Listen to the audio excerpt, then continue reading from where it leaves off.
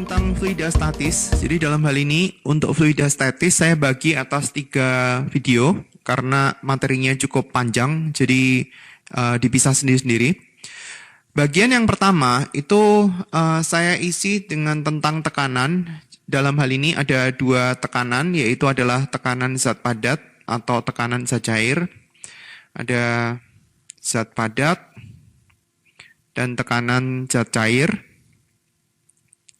Terus kemudian di dalamnya juga ada tentang pipa U. Pipa U ini sebenarnya adalah bagian daripada manometer. Manometer itu ada 2. Ada manometer yang terbuka, yaitu adalah pipa U itu.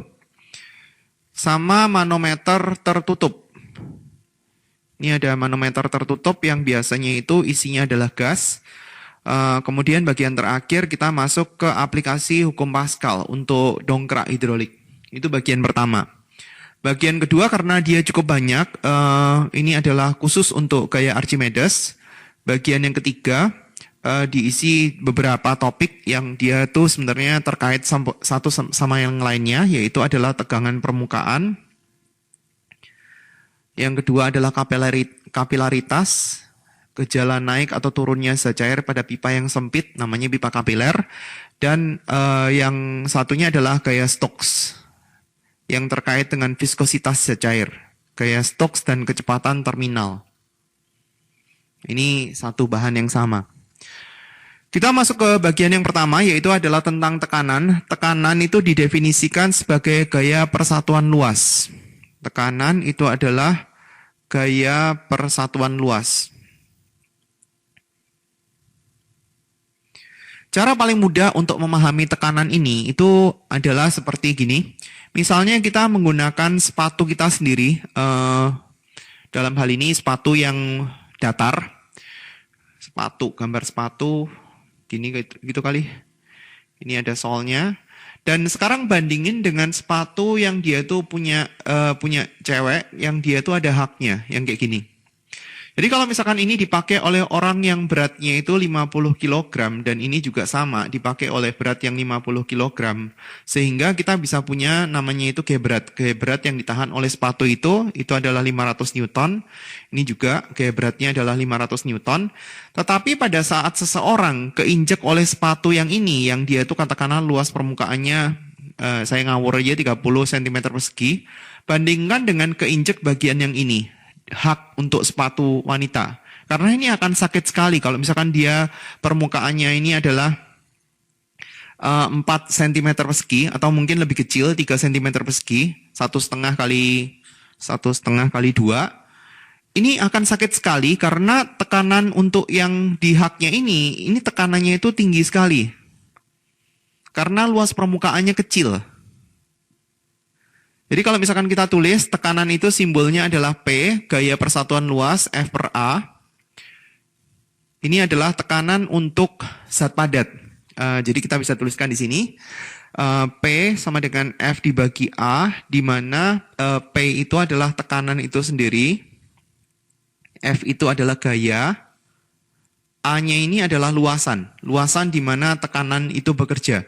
Jadi kalau misalkan kita punya buku, misalnya buku ukuran berapa ya? Panjang kali lebar kali tebal. Panjang misalnya lebar misalnya 20 cm, ini 30 cm, terus kemudian yang ini katakanlah ketebalannya 2 cm. Sama buku ini kalau misalkan kita berdiriin berarti posisi bukunya itu seperti ini. Gambarnya. Di sini berarti luasannya adalah 20 dikali sama 2 cm persegi. Kalau yang ini berarti luasan alasnya adalah 20 kali 30 cm persegi. Yang ini itu akan tekanannya itu lebih kecil. Misalkan ini adalah P1, sementara yang ini itu adalah tekanannya itu P2. Tekanan P2 itu lebih besar untuk buku yang sama dengan ukuran yang sama. Jadi posisi berdiri sama posisi tidur ini akan memberikan tekanan yang berbeda meskipun gayanya sama. Gayanya di sini kan kita bisa ganti massa kali gravitasi. Jadi itu adalah konsep tekanan. Nggak sama dengan gaya, tergantung daripada luas permukaan di mana gaya itu bekerja, di luas permukaan yang mana. Pada saat kita bicara tentang zat cair, misalkan kita punya zat cair dengan massa jenis tertentu, ini kita punya zat cair. Ini luas penampangnya katakanlah adalah A. Jadi kalau misalkan kita gambar dalam bentuk dimensi 3-nya seperti itu, ini luas penampangnya itu adalah A, sementara tingginya ini itu adalah H.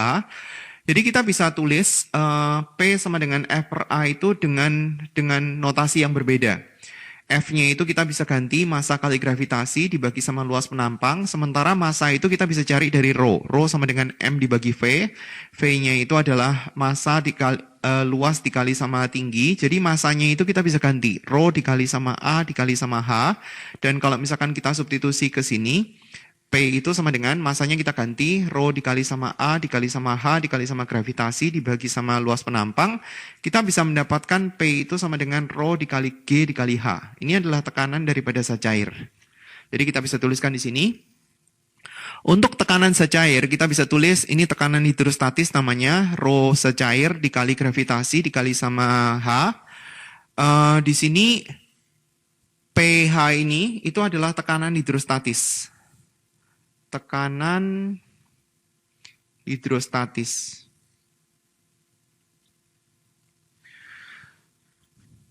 H-nya itu adalah ketinggian diukur dari permukaan zat cair. Jadi kalau misalkan kita punya satu zat cair, misalnya kita mau mengukur titik satu di sini, berarti pengertian H1-nya itu yang ini H1.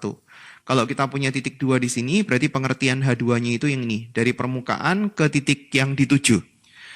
Rho zat C itu adalah massa jenis daripada zat cair, H-nya itu ketinggian. Kalau kita tulisin dalam satuannya, sistem satuannya, karena yang susah di materi yang fluidastatis ini adalah tentang satuan, jadi kita harus benar, jangan sampai salah dalam kita mengerjakan satuan. Ada dua sistem satuan MKS sama sistem satuan CGS. Sistem satuan MKS itu singkatannya, M-nya itu dari meter, K itu dari kilogram, S-nya itu second atau SI itu satuan internasional. Jadi kalau misalkan kita ganti, ini P atau PH sama aja, terus kemudian di sini kita punya F, terus kemudian di sini kita punya A. Kalau untuk satuan MKS, ini tuh bisa diganti tekanannya adalah Newton per meter kuadrat, atau kita bisa tulisin dia sebagai Pascal. Untuk CGS, F-nya itu Dyn, ini cm persegi. Jadi ini satuannya adalah Dyn per cm persegi. Konversinya adalah 1 Newton, itu sama dengan 10⁵ Dyn. Terus kemudian kita masuk ke rho zat cair. Rho zat cair ini satuannya adalah kilogram per meter kubik. Sementara kalau untuk CGS gram per centimeter kubik. Kalau misalkan kita hubungin sama rho-nya air karena dia sering sekali dipakai. Ini nilainya adalah 1000 kilogram per meter kubik. Sementara kalau untuk CGS nilainya adalah 1 gram per centimeter kubik. Kemudian gravitasi ini satuannya adalah meter per detik kuadrat. Yang ini adalah sentimeter per detik kuadrat. Biasanya gravitasi itu kita menggunakan 9,8 seharusnya pasnya. Tetapi beberapa sekolah atau beberapa guru menggunakan pendekatan langsung nilainya 10 untuk memudahkan untuk menghitung. Jadi terserah kalau misalkan dia di dalam soal dikasih, ya berarti menggunakan angka yang ada di dalam soal. Ini berarti nilainya 1000. Hati-hati di sini ya. Ini 1000-nya itu untuk gravitasi, tapi kalau untuk di sini ini rho-nya 1000. Angkanya sama-sama 1000. Jadi kita harus tahu kita lagi menggunakan satuan yang mana. Terus kemudian untuk ketinggian, ini satuannya adalah meter, ini satuannya adalah sentimeter. Itu tekanan hidrostatis. Pada saat kita mau mengerjakan untuk tekanan mutlak yang dialami oleh suatu zat cair tertentu, kita harus tambah dengan tekanan udara luar. Pada saat kita mau ngitung tekanan mutlak, berarti dia harus ditambah sama tekanan hidrostatis, rho zat cair kali G kali H. Ini adalah P0 ditambah sama tekanan hidrostatis. Ini tuh punya dia. P0 ini adalah tekanan udara luar. Tekanan udara luar nilainya adalah seharusnya itu adalah satu atmosfer itu kalau misalkan kita konversi 1,012 10⁵ Newton per meter kuadrat atau 1,012 kali 10 pangkat 5 Pascal. Tetapi untuk memudahkan perhitungan, biasanya ini tuh dibuletin jadi 10 pangkat 5 atau 100.000 Pascal. Nah, untuk memahami tentang tekanan ini, ada video lain yang saya ambil dari sumber lain, itu untuk membantu kita untuk mengerti bagaimana tentang konsep tekanan ini.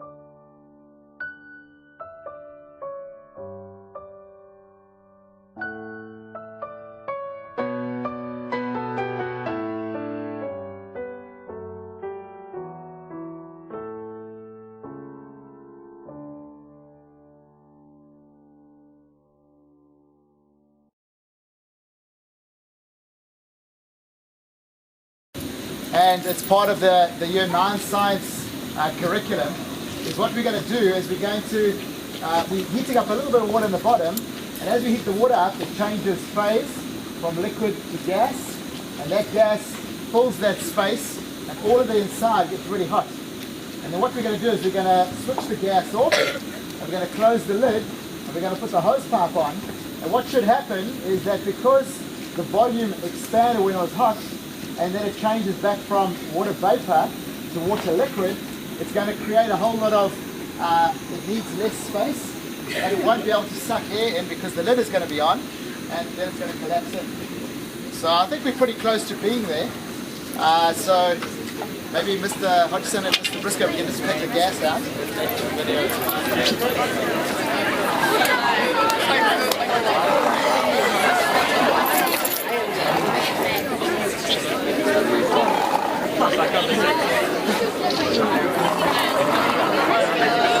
Hi, Miss Thatcher. Tell me when to start. You guys may as well start when he gets the hose out.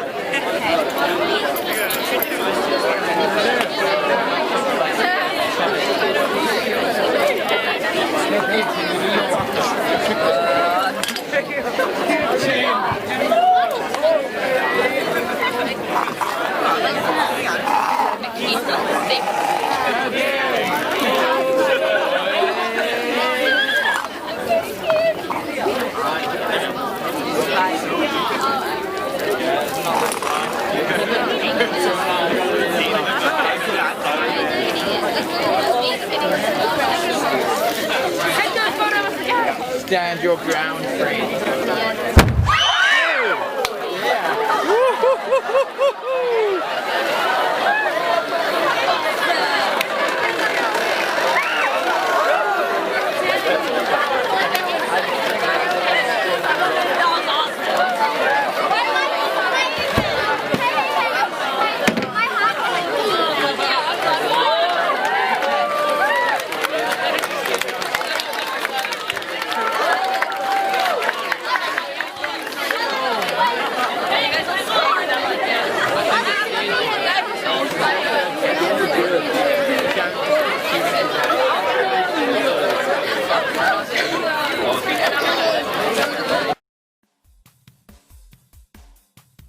Hi, I'm Dave Maiulo, the Rutgers University physics demonstrator, and we're going to have some fun with science while we're trapped on this cold day.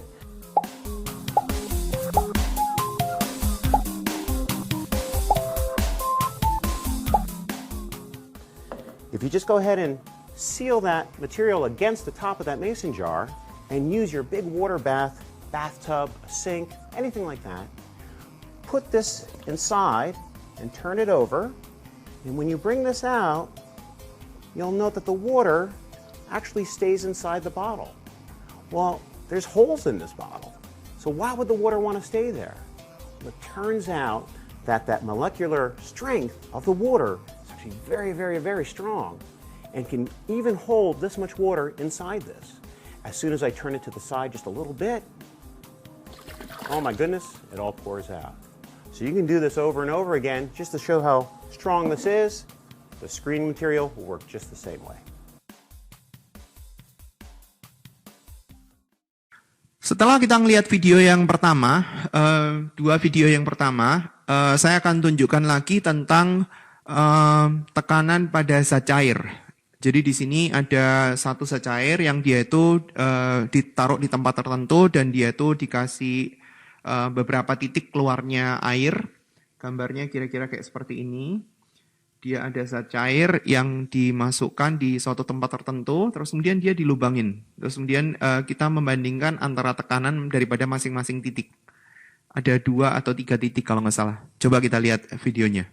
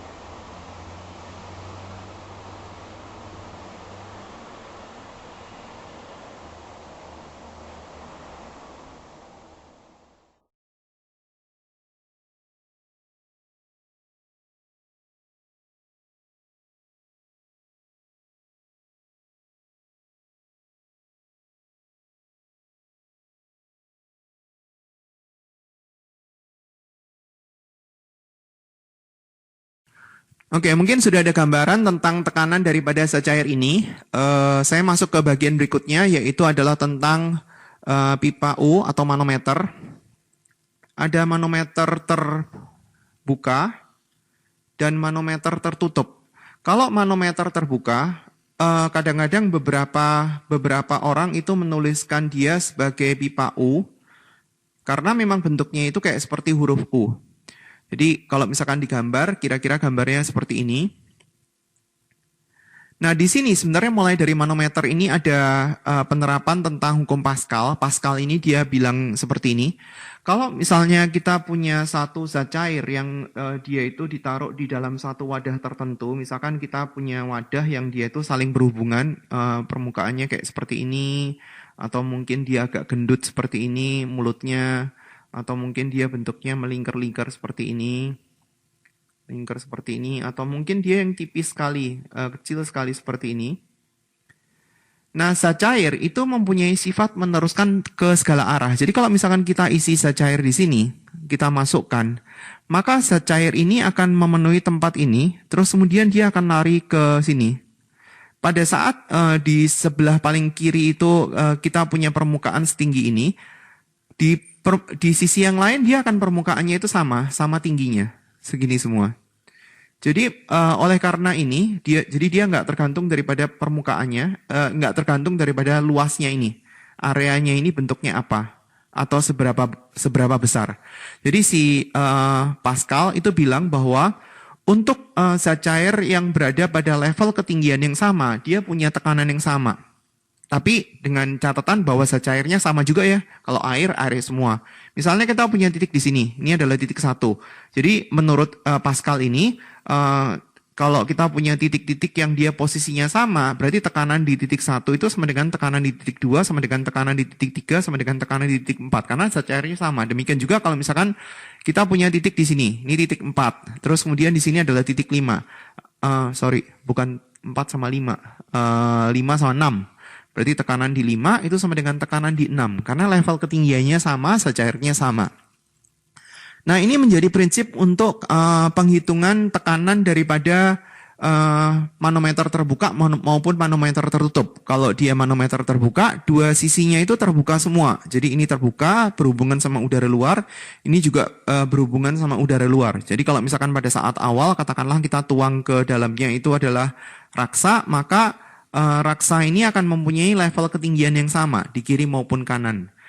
Nah, kemudian kalau kita tambahkan air ke sisi sebelah kiri dengan ketinggian tertentu, misalnya katakanlah 10 cm gitu, atau saya pakai notasi H air aja sebagai sesuatu yang kita tahu, level ketinggian raksa yang di sebelah kiri, maka dia akan turun karena di sini ada tambahan tekanan. Jadi dia akan turun segini, misalnya turunnya itu 1 cm, berarti yang di sini juga akan naik 1 cm. Kalau misalkan ini itu tingginya itu adalah H, berarti di sini juga tingginya itu adalah H. Turun H cm, berarti yang di sebelah sini akan naik H cm. Oleh karena pengaruh air. Air itu saya gambar di sini. Ini H air. Ini H air. Jadi kita bisa membandingkan bahwa tekanan di sini, katakanlah ini adalah titik A sama titik B, itu tekanannya sama. Tekanan A itu sama dengan tekanan B. Nah, kalau kita mau susun persamaannya, di posisi A itu ada tekanan dari udara luar. Jadi di sini ada P0. Tekanan A kita bisa tulis ada P0, terus kemudian di titik A juga ada zat cair yaitu air, setinggi H air. Berarti kita bisa tulis rho-nya air kali G kali H-nya air sama dengan tekanan di B itu diakibatkan oleh tekanan udara luar P0 ditambah sama rho-nya raksa. Atau misalkan kita tulis rho2 kali G kali H2. P0-nya itu kita bisa coret karena dia ada di kedua sisi. Kalau misalkan ini saya akan rho air G kali H air sama dengan rho2 dalam hal ini raksa G kali H2. Ini kita bisa coret. Berarti kita bisa tulis rho air dikali sama H air sama dengan rho2 kali H2. Atau mungkin beberapa guru menuliskan rho1 dikali H1 sama dengan rho2 kali H2. Nah, ini bisa dipakai jika zat cairnya cuma 2. Tapi kalau misalkan zat cairnya lebih dari 2, kita nggak bisa pakai rumus ini. Tapi kita harus gambar satu persatu dengan prinsip bahwa untuk level ketinggian yang sama dan zat cair yang sama, maka dia akan mempunyai tekanan yang sama. Itu untuk manometer yang terbuka. Sekarang kita bicara tentang manometer yang tertutup. Untuk manometer yang tertutup, ini biasanya dipakai untuk ngukur daripada tekanan gas. Jadi ada dua keadaan gas, yaitu keadaan gas yang pertama, tekanannya dia itu cukup besar, sehingga dia membuat isi daripada yang di sebelah kanan itu lebih rendah. Kalau tekanan gasnya itu lebih gede daripada tekanan udara luar, maka raksa yang di kaki sebelah kanan itu akan lebih rendah daripada raksa yang di sebelah kiri. Ini diisi raksa, ini diisi udara luar, berarti di sini ada tekanan udara luar. Sehingga kalau misalkan kita mau membandingkan, kita membandingkan antara titik A sama titik B. Tekanan di A sama dengan tekanan di B karena zat cairnya adalah sama, raksa, terus kemudian ketinggiannya sama. Tekanan di titik A diakibatkan oleh P0 sama diakibatkan oleh raksa setinggi ini. Ini H raksa. Berarti kita bisa tulis rho raksa kali G kali H raksa sama dengan tekanan di titik B itu diakibatkan oleh tekanan gas. Jadi kita bisa nyari tekanan gasnya berapa. Kenapa raksa dipakai? Karena raksa itu mempunyai massa jenis yang cukup besar. Jadi dengan perbedaan raksa di kiri sama di kanan yang 1 cm aja, maka dia sudah kita bisa mengetahui tekanan di sisi satunya tanpa perlu tinggi kolom pipa U yang cukup besar. Nggak perlu sebesar itu, karena massa jenisnya udah besar. Untuk perbandingan, massa jenis raksa itu nilainya adalah 13,6 gram per centimeter kubik. 13,6 kali lipat daripada punya air. Ini 13.600 kg per meter kubik. Sementara kalau untuk air nilainya itu 1 gram per centimeter kubik atau 1000 kg per meter kubik. Jauh kan ya bedanya. Nah sekarang bagaimana kalau misalkan tekanan gasnya itu lebih kecil daripada tekanan udara luar? Maka dia akan ngefek ketinggian raksa di sebelah kanan itu akan lebih tinggi ketimbang daripada raksa yang di sebelah kiri. Kalau misalkan kita gambarnya itu seperti ini ada gasnya, terus kemudian raksa di sebelah kiri seperti itu tingginya.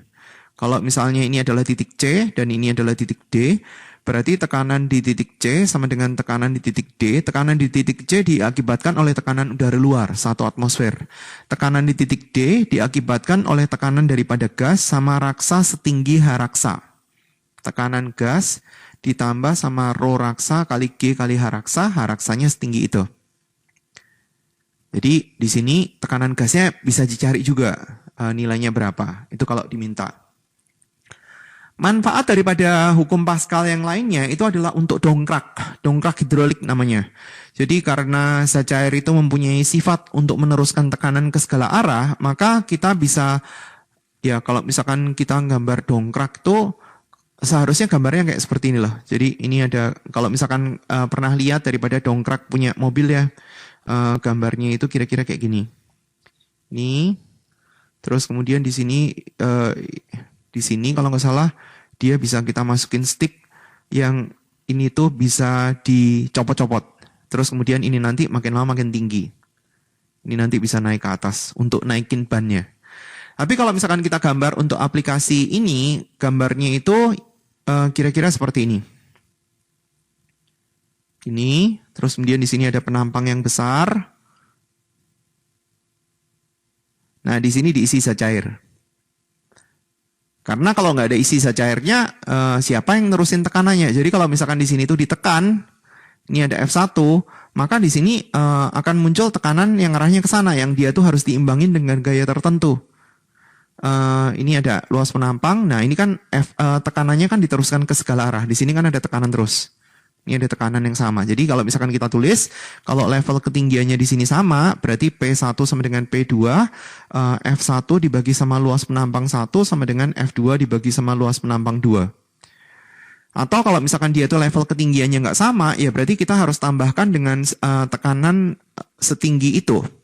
Kalau misalkan kita gambar ya, biasanya kan ini kan ada di tempat pencucian mobil kan, mobilnya kan ditarik ke atas supaya dia bisa dikerjain. Ini mobilnya di sini biasanya. Kalau misalkan kita menggunakan yang level ketinggiannya berbeda, nah di sini ada zat cairnya, ini juga zat cair. Di sini ada gaya yang pertama terhadap luas penampang tertentu. Di sini ada gaya yang kedua, F2 dengan luas penampang 2. Terus kemudian di sini itu ada ketinggian tertentu. Nah, kita bisa tulisin di sini katakanlah titik 1 ini adalah titik 2. Tekanan di titik 1 sama dengan tekanan di titik 2. Tekanan di titik 1 diakibatkan oleh F1 per A1. Tekanan di titik 2 kita bisa tulis F2 per A2 ditambah sama rho secair kali G kali H tertentu. H yang digambar itu. Jadi dia tergantung daripada apakah level ketinggiannya sama atau berbeda. Oke, itu adalah penjelasannya. Nah, sekarang kita masuk ke perhitungan. Contoh yang pertama, tekanan zat padat. Bongkah batuan seperti pada gambar mengerjakan tekanan sekian, maka massa bongkah itu adalah, ya kita tinggal cari P sama dengan F per A, sehingga kalau misalkan kita nyari tahu F, tinggal P dikali sama A, P-nya kita tahu, P-nya nilainya adalah 50.000, berarti kita tulis dalam bentuk notasi ilmiah, 50.000, saya tulis di sini ya, 50.000 Pascal, satunya kan udah benar, berarti 5 kali 10 pangkat 4. Pascal atau Newton per meter kuadrat. Terus kemudian luas penampangnya, ya luas yang bawah itu 1 dikali sama 2, berarti adalah 2 meter persegi.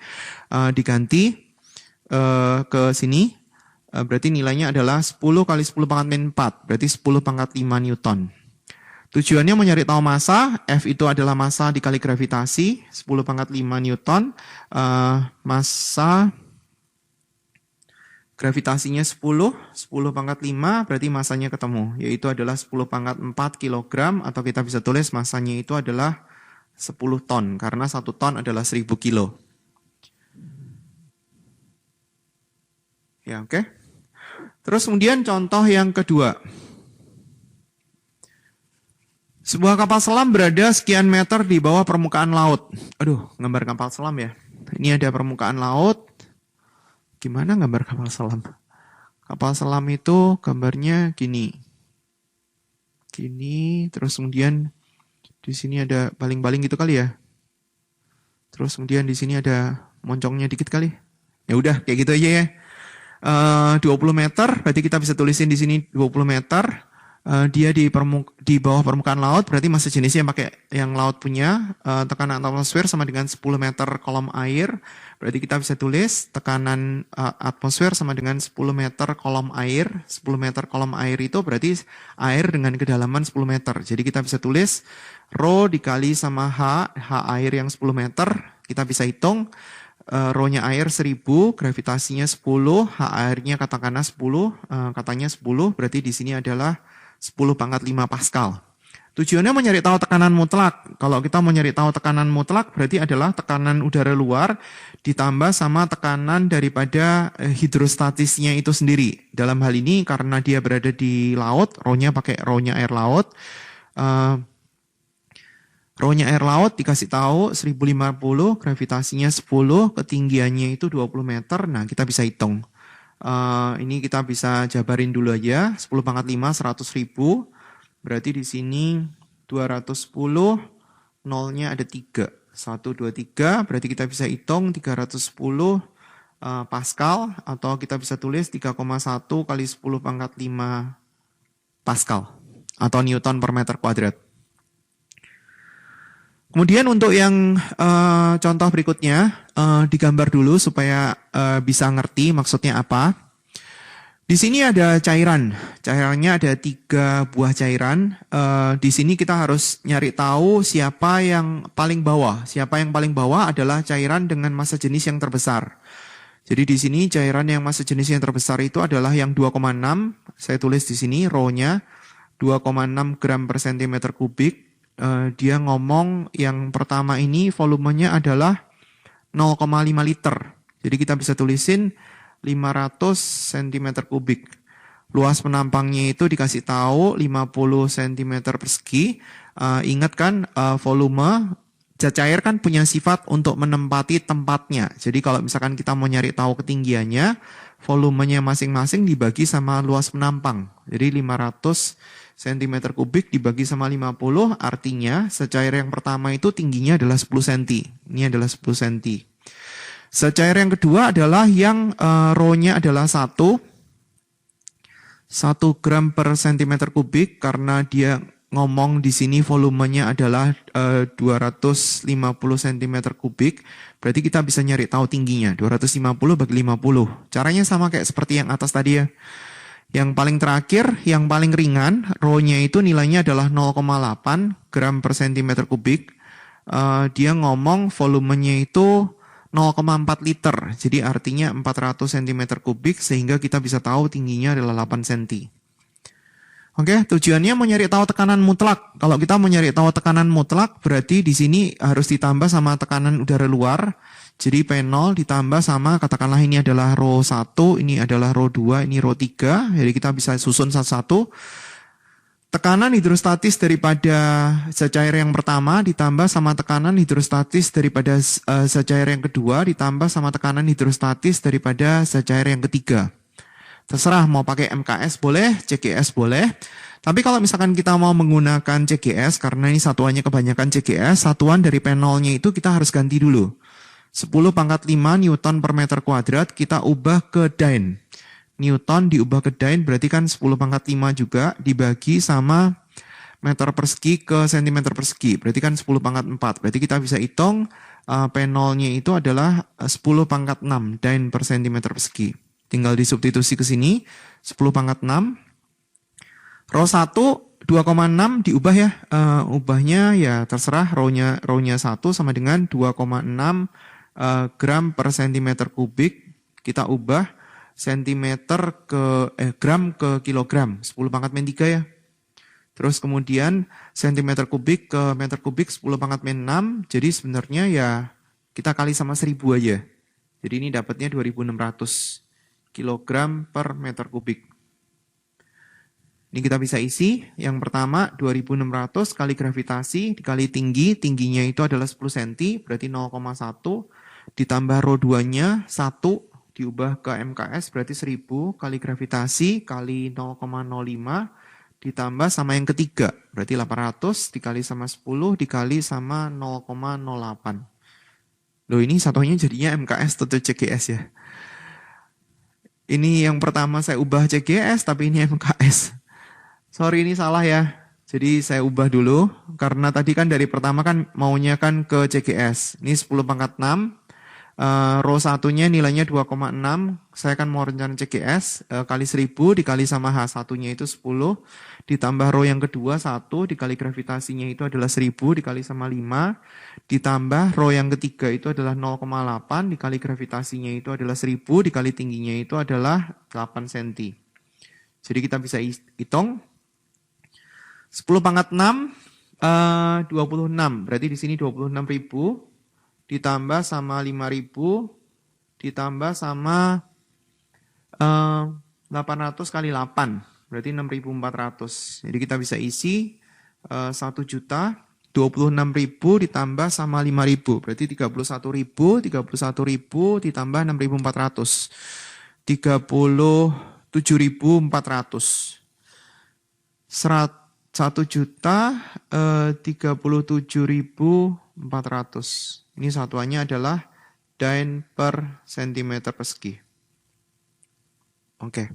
Kalau mau MKS yang ini tadi tinggal terusin, tapi ini jangan 10⁻⁶ ya, karena itu harusnya 10⁻⁵. Boleh dihitung sendiri untuk dibandingin. Contoh berikutnya adalah manometer terbuka. Di sini kita punya pipa U mula-mula diisi sirup. Jadi kalau misalkan kita punya soal yang seperti ini, digambar dulu ya, supaya kita bisa tahu kondisinya itu seperti apa. Dan kita harus bikin agar supaya kurang lebih level ketinggiannya itu sama. Jadi nggak bikin pusing. Pipa U mula-mula diisi sirup. Pada saat kita isi sirup, maka level ketinggian sirup yang di sebelah kiri sama di sebelah kanan itu akan sama. Gambar dulu. Terus kemudian di salah satu kaki ditambahkan minyak. Misalnya saya gambar minyaknya itu akan dimasukin di sebelah kiri. Jadi kalau misalkan dia dimasukin minyak di sebelah kiri, berarti artinya minyaknya itu akan menekan daripada permukaan sirup yang di sebelah kiri. Sehingga sirup yang di sebelah kiri itu dia akan lebih rendah daripada yang seharusnya. Jadi kalau misalkan kita gambar sirupnya dulu, dia lebih rendah di sini, yang di sini lebih tinggi. Terus kemudian kita harus gambar juga di sini adalah untuk yang minyaknya. Ini ada ketinggiannya minyak. Dia ngasih tahu nggak ya? Nggak ngasih tahu. ngasih tahu tinggi minyak kelapa adalah 24 cm di atas garis timbang. Berapa perbedaan tinggi permukaan sirup di kedua kaki?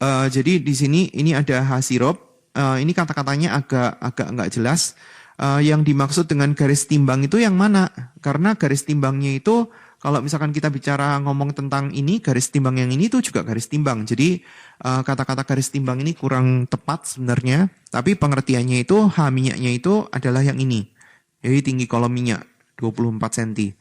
Nah sekarang kita bisa tentuin bahwa tekanan di sini sama dengan tekanan di sini. Karena di posisi 1 itu secairnya sama, yaitu adalah sirup. Dan level ketinggiannya sama. Jadi kita bisa tulis P1 sama dengan P2. P1 itu diakibatkan oleh di sini ada udara luar sama minyak setinggi 24 cm. Tulis rho minyak kali G kali H minyak. Tekanan di titik 2 itu ada udara luar karena dia itu terbuka. Jadi di sini kita bisa tulis P0 ditambah sama rho-nya sirup, bukan R ya, tapi S karena dia sirup. Rho-nya sirup kali G kali H-nya sirup. P0-nya kita bisa coret. Rho minyak. Tujuannya nyari perbedaan tinggi permukaan sirup. Berarti tujuannya mau nyari tahu H sirup. Dijabarin dulu karena ada yang bisa dicoret. Rho sirup kali G kali H sirup. Gravitasinya kita bisa coret. Rho minyaknya dikasih tahu dalam satuan CGS. Jadi saya pakai CGS saja. H minyaknya 24. Rho sirupnya 0,9. H sirupnya kita bisa cari.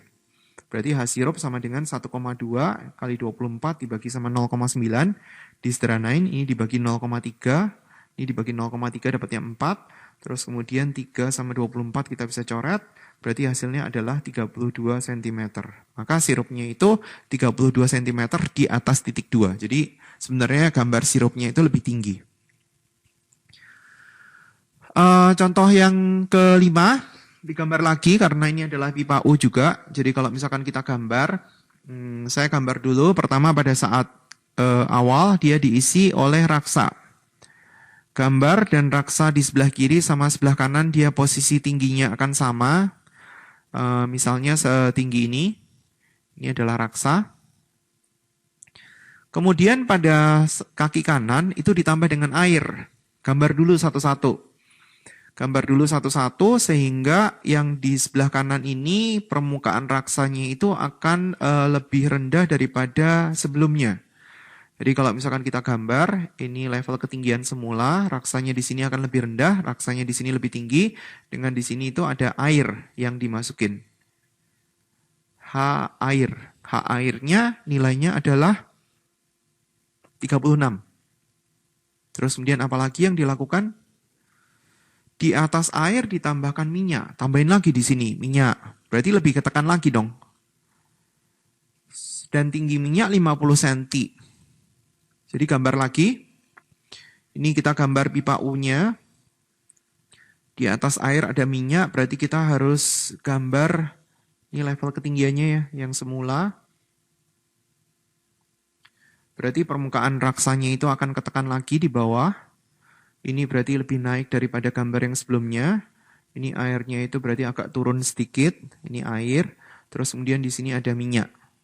Saya gambar pakai notasi titik-titik. Di sini ada H minyak. H minyaknya itu 40 cm. Terus kemudian di sini ada air. H airnya tadi 36 cm.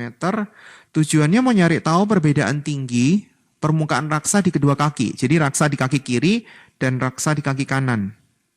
Ini ada di kaki kanan, ini H raksa. Jadi kita bisa membandingkan, katakanlah ini adalah titik 1, ini adalah titik 2.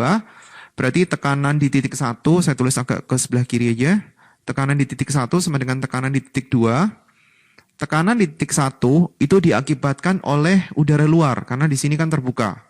Jadi kita bisa tulis P0 ditambah sama tekanan karena raksa, rho kali G kali H raksa, sama dengan tekanan di titik 2, ini kan juga terbuka kan ya.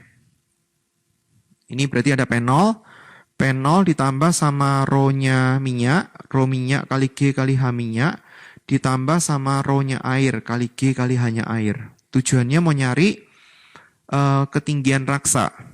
Ini dijabarin dulu, dibuka. sama dengan rho minyak dikali G dikali H minyak, ditambah sama rho-nya air kali G kali H-nya air. G-nya kita bisa coret.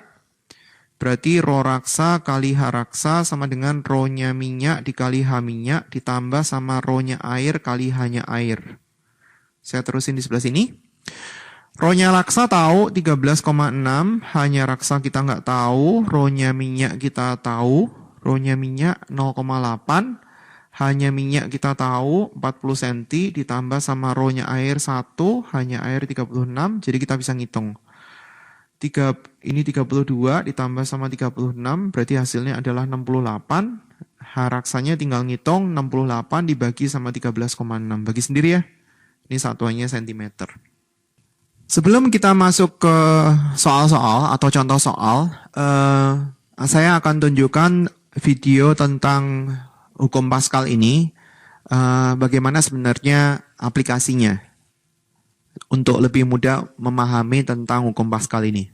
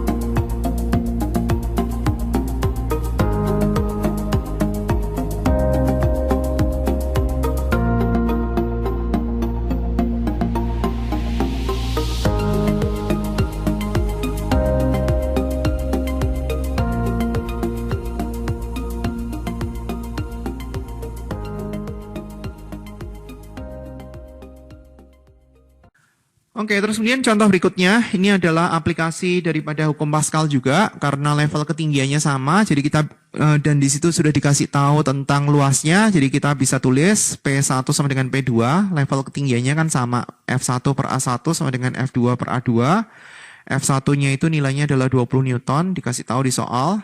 Ini satuannya nggak harus meter ya, maksudnya kalau misalkan ini, karena dia bentuknya perbandingan, sentimeter persegi juga nggak masalah. Meter persegi juga nggak masalah. Yang penting yang atas sama atas tuh satuannya sama, yang bawah dan yang bawah itu satuannya sama. Karena dia bentuk perbandingan nggak masalah. A1-nya adalah 30 cm persegi, saya tulis satuannya ya, F2-nya itu dicari, A2-nya itu adalah 900 cm persegi, nah ini kan bisa dicoret sebenarnya. Terus kemudian ini bisa disederhanain sama ini, dapatnya adalah 30. Jadi F2-nya kita bisa cari dari 20 dikali sama 30. Satuannya Newton. Berarti gaya yang bekerja di penampang yang kedua adalah 600 Newton. Nah kemudian untuk contoh yang terakhir, saya gambar lagi karena dia di situ level ketinggiannya itu nggak sama. Gambar di sini. Terus kemudian dia diisi oleh secair tertentu, katakanlah ini adalah titiknya, di sini adalah titik 1, di sini itu adalah titik 2. Berarti kita bisa tulisin tekanan di titik 1 sama dengan tekanan di titik 2. Tekanan di titik 2 itu ada ketinggian secair yang 8 meter. Jadi kita bisa tulisin F1 dibagi sama luas penampang 1 sama dengan F2. F2 kan bekerja di sini, ini adalah F2, ini luas penampang 2, F2 dibagi sama A2. Ini F1-nya, ditambah sama rho daripada secair. Di sini secairnya itu diisi dengan oli, berarti rho-nya adalah rho-nya oli. Nah di sini satuannya nggak bisa di dalam sentimeter ya, tapi dia harus dalam meter persegi atau sentimeter persegi, asal yang penting teman-temannya sama. Jadi kalau luasnya itu dalam meter persegi, maka gayanya itu harus dalam Newton. Di sini saya pakai MKS aja ya. sistem satuan MKS atau sistem satuan internasional. F1 kita ganti, F1-nya itu adalah silinder kiri luas penampang dikasih beban sekian, sebelah kanan luas penampang sekian, bebannya diabaikan, tujuannya mau nyari tahu F. Jadi F1-nya itu adalah 600 dikali sama gravitasi dibagi luas penampangnya itu 800 cm persegi, berarti 8 kali 10 pangkat min 2, kita harus ubah ke meter persegi. F2-nya kita nggak tahu, luas penampangnya tahu, 25 cm persegi, berarti kita tulis 25 kali 10 pangkat min 4, ditambah punya oli, 0,8 diubah ke MKS, berarti jadinya 800, dikali gravitasi itu 10, tingginya itu 8. Tinggal dihitung. Berapa yang kita bisa hitung? Ini dibagi sama ini, dibagi 4, berarti kita punya 150 dibagi 4 itu 2, berarti hasilnya adalah 75 dikali sama 10 pangkat 1, 10 pangkat 2. Sama dengan F dibagi 25 kali 10 pangkat min 4, ini nilainya adalah 8.000 kali 8, 64.000.